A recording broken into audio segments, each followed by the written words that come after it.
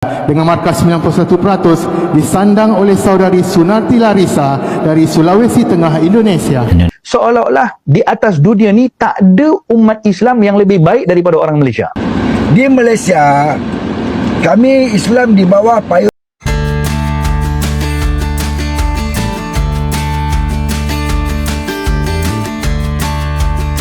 Hey, ketemu lagi dengan Rizka Yuni. Selama ini sering banget kita dengar Malaysia disebat-sebat lebih islami dari Indonesia. Tapi, tunggu dulu. Fakta yang satu ini malah bikin kebalik.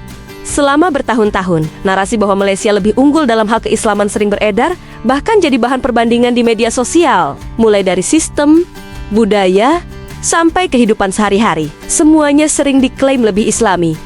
Tapi kenyataannya nggak selalu sesuai dengan omongan. Buktinya, dalam ajang lomba MTQ yang justru digelar di Malaysia sendiri. Hasilnya malah bikin banyak orang terkejut. Juara 1, juara 2, bahkan juara 3. Semuanya diraih oleh Qariah dan Qari dari Indonesia. Ini bukan sekadar menang biasa, tapi sapu bersih podium. Hal ini menunjukkan satu hal penting. Kualitas tilawah, pemahaman dan pembinaan Al-Quran di Indonesia ternyata sangat kuat dan konsisten. Bahkan bisa unggul di panggung internasional. Termasuk di negara yang selama ini sering merasa lebih unggul. Yang menarik, ini bukan pertama kalinya Indonesia bersinar di ajang seperti ini. Banyak Qari dan Qariah Indonesia yang sudah diakui dunia karena suara, teknik, dan penghayatan mereka yang luar biasa.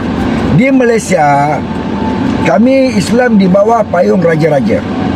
Kami ada yang di Tuan Agong menjaga kebajikan Islam, menjaga kepentingan agama Islam. Di bawah Sultan ataupun yang di Tuan Negeri ataupun yang Tuan Besar menjaga ketinggian darjat Islam itu sendiri. Itu kami di Malaysia. Dan di bawah sebelah ada mufti yang menentukan dan ada ahli fatwa. Jadi di Malaysia ini tidak boleh menyebarkan fahaman-fahaman yang tidak sehaluan dengan kami pegang. Situ. Jadinya kami kawal dan bersepakat untuk bila raya, bila puasa kami sepakat.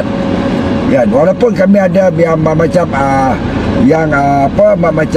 fahaman-fahaman lain macam Hambali lain, Maliki, macam mazhab Syafi'i ataupun Hanafi ataupun macam Wahabi tu kan. Tapi kami sepakat. Tidak seperti di Indonesia. Di Indonesia dengan Muhammadiyah dia lain cara, Nahdlatul Ulama dia lain cara, apa lagi Salafinya lain cara. Banyaklah tarikat yang tanpa dikawal oleh kerajaan, oleh majlis agama itu sendiri. Dan amat malangnya di Indonesia, agama Islam tidak mempunyai ketua yang mutlak untuk menjaga keharmonian agama ini. Betul, maju ulama Islam Indonesia tapi dia tak boleh jaga, dia tidak boleh menentukan. Ini amat malang bagi Indonesia yang 280 juta penduduk dan 87% daripada 287 juta itu adalah beragama Islam. Ini amat malang.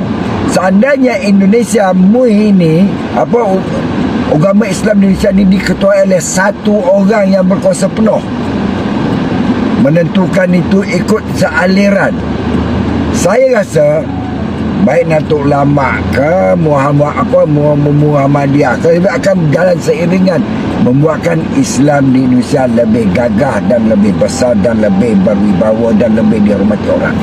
Patutlah saudara, dunia Islam cukup respect dengan PMX kita dan negara kita juga dipandang tinggi oleh negara-negara Islam seluruh dunia. Malaysia bukan hanya berada di kelompok 10 teratas ekonomi Islam terkuat di dunia, malah berada di tangga yang pertama, saudara. Cuba saudara tengok skor indeks dekat atas tu. Malaysia berada di tangga yang pertama, meninggalkan tangga kedua dengan jurang perbezaan yang cukup besar. Kita sebagai rakyat Malaysia seharusnya merasa bangga dengan pencapaian Malaysia selaku negara Islam yang tersohor, saudara. Tapi itulah saudara, ada pula di kalangan rakyat Malaysia yang tak habis-habis nak condemn negara kita, sedangkan dunia Islam sendiri memandang tinggi negara kita. Semoga PMX dan seluruh pentadbiran kerajaan perpaduan terus bekerja kuat. Kita juga harus mainkan peranan support madani kita. Seolah-olah di atas dunia ni tak ada umat Islam yang lebih baik daripada orang Malaysia. Tak ada satu negara Islam yang lebih aman, lebih baik, lebih makmur, lebih aman, lebih damai melebihi daripada negara Malaysia. Cuba kita tengok baru-baru ni Syekh Ali Jumaah datang. Mantan Mufti Besar Mesir. Beliau datang di sini. Banyak majlis-majlis yang dilakukan di sini, banyak orang datang pun. Lepas balik beliau diinterview. Beliau ditemu ramah dalam satu TV station di Mesir. Lalu wartawan tadi tanya kepada Syekh Ali Jumaah, "Wahai Syekh, baru ni kamu pergi ke Malaysia, macam mana pengalaman di situ?"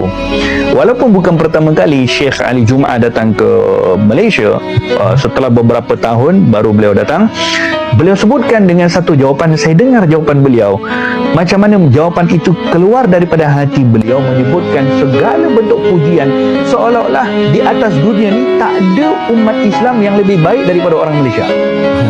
Seolah-olah tak ada satu negara Islam yang lebih aman, lebih baik, lebih makmur, lebih aman, lebih damai melebihi daripada negara Malaysia. Seolah-olah jawapan beliau tu macam tu kepada wartawan tadi. Katanya, "Masya Allah, muhibbin," katanya, orang-orang Malaysia ni saling berkasih sayang, mereka meraihkan, mereka buat majlis itu, mereka buat majlis seperti ini, tak ada satu kacau pun.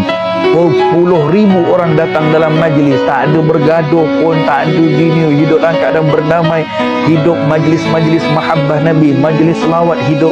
Masya Allah, tabarakallah. Jadi demikian bagaimana orang-orang luar yang memandang kepada kita. Dengan markah 91% disandang oleh saudari Sunarti Larissa dari Sulawesi Tengah, Indonesia. Sulawesi Tengah, Sunarti Larissa. Pemenang tempat ketiga bakal membawa pulang RM6,000 serta piala iringan. 6.000, 6 kali 4 gitu ya. RM1 kan 4.000 kalau nggak salah gitu ya. Jadi sekitar 24 ya. Mungkin 24 atau 20. Seterusnya Naib Johan disandang oleh saudari Ma'rifah dengan markah 91.5% dari Sulawesi Selatan, Indonesia. Ma'rifah kan Indonesia lagi. Pemenang Naib Johan bakal membawa pulang wang tunai RM8,000 beserta dengan piala iringan. 8.32 kira-kira ya, mungkin seperti itu. RM1 4.000 lebih, 4.300 apa gitu sekarang ya. Dan seterusnya Johan bagi kategori Korea dengan markah 91.5% disandang oleh saudari Cynthia Febriani dari Kalimantan Tengah, Indonesia. Kalimantan Tengah, Kalteng, Masya Allah, Sinta Febriani. Johan bakal membawa pulang piala iringan beserta dengan wang tunai RM10,000 kan kepada semua pemenang. 10.000 Jadi, kalau bicara soal siapa yang lebih islami, mungkin jawabannya nggak sesederhana klaim di media sosial.